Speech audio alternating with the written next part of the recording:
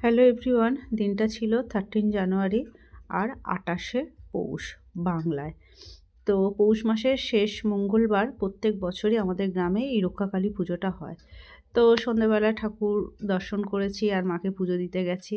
ওইখানে দেখলেই তো সবে সন্ধেবেলায় তাই পুজোর ডালা পড়েছে এত। আর তো রাত বাড়বে যত তত হবে।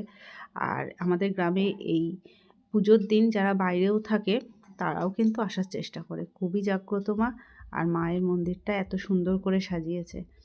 তো আমরা তো গেলাম ওখানে পুজো দেওয়ার জন্য।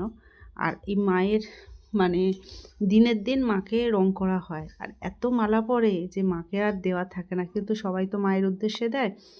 তো ওই মায়ের হাতে বা মায়ের কাছে যেভাবে হোক দেওয়ার চেষ্টা করে। কাউকেই নিরাশ করে না।